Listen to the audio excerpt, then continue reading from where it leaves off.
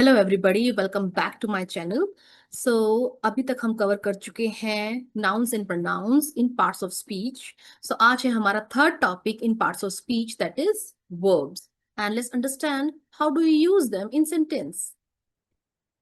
सो verb, verb क्या है? Verb है एक्शन वर्ड।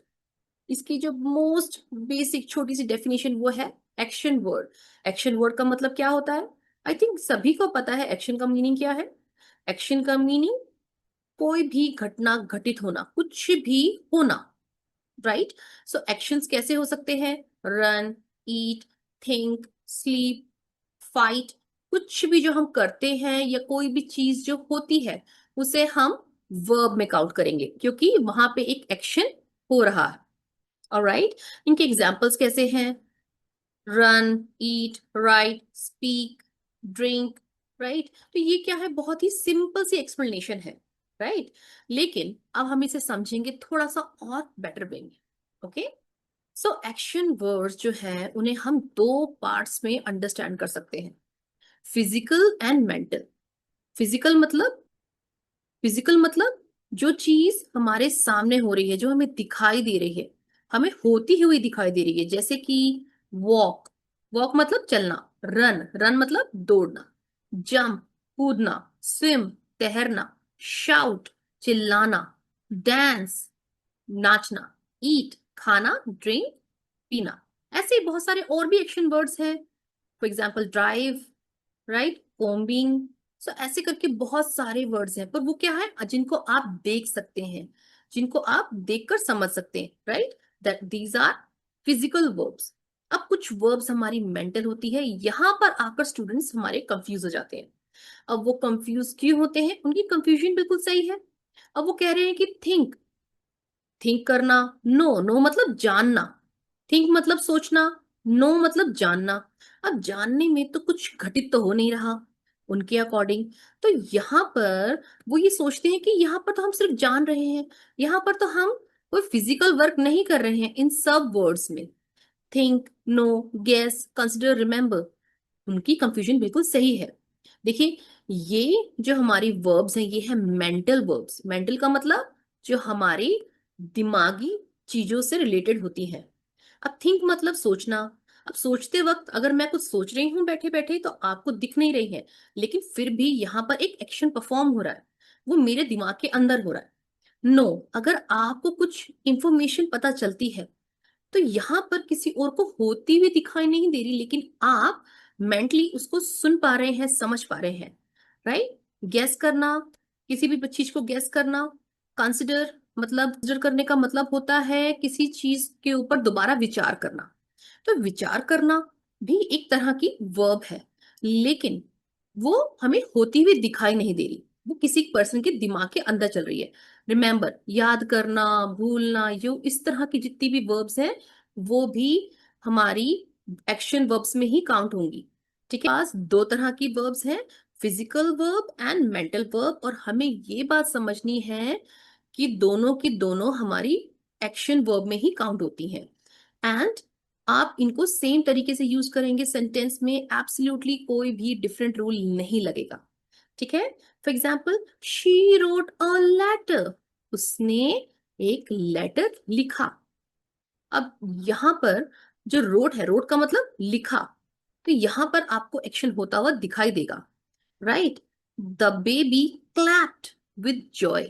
क्लैप मतलब ताली बजाना, तो ताली बजते हुई भी आपको दिखाई देगी।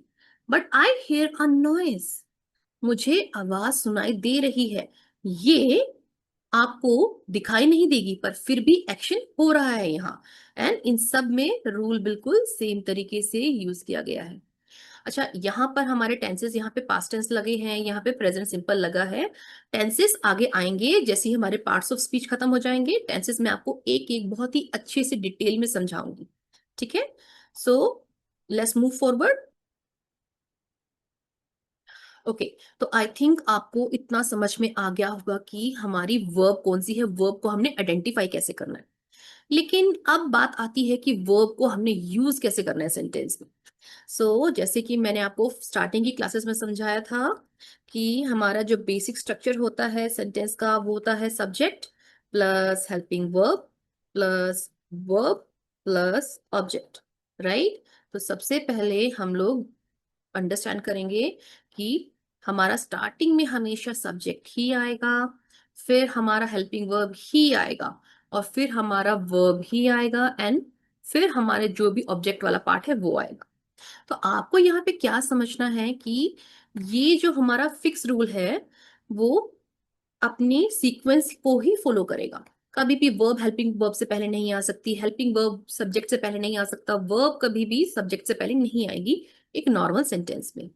लेकिन हाँ, हम आगे जाके ऐसे सेंटेंसेस जरूर समझेंगे जहां पर सब्जेक्ट होगा ही नहीं, हेल्पिंग वर्ब होगी ही नहीं। फॉर एग्जाम्पल आप ये देखिए, थर्ड यहाँ पे जो हमारे पास थर्ड सेंटेंस है, आई हियर अ नॉइस, आई मतलब सब्जेक्ट, हियर क्या है हमारा वर्ब।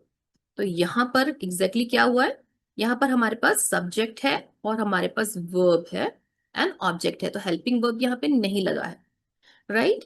तो ये हम जाके टेंसेस में सीखेंगे कैसे होगा। और राइट, अभी मैं इतनी इंफॉर्मेशन आपको दूंगी तो आप सब मिक्स हो जाएगा आपके दिमाग में। आई थिंक आपको समझ में आ गया हो कि हम लोग वर्ब कैसे यूज कर रहे हैं। अगर सब्जेक्ट है तो वो सबसे पहले ही आएगा, स्टार्टिंग में ही आएगा। और अगर हेल्पिंग वर्ब है, इज देयर, आर, वाज, वर, कुछ भी, तो वो कहाँ आएगी, वो हमारे सेकंड नंबर पे ही आएगी।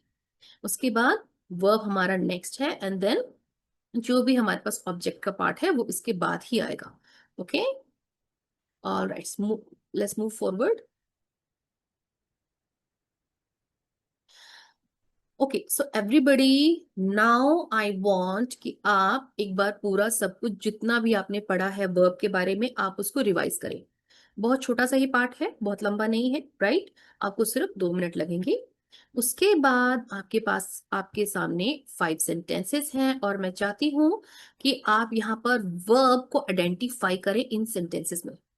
So first sentence is she runs every morning. Second is they are watching a movie. Third is he wrote a letter. Fourth is we will travel tomorrow. Fifth is the baby is sleeping. Now आपके पास 5 sentences है। आप यहाँ पर 2 minutes लीजिए और verb को identify कीजिए, उसके बाद मैं आपको इनके आंसर्स बताऊंगी। आई होप आप लोगों ने आंसर्स अपने कर लिए हों।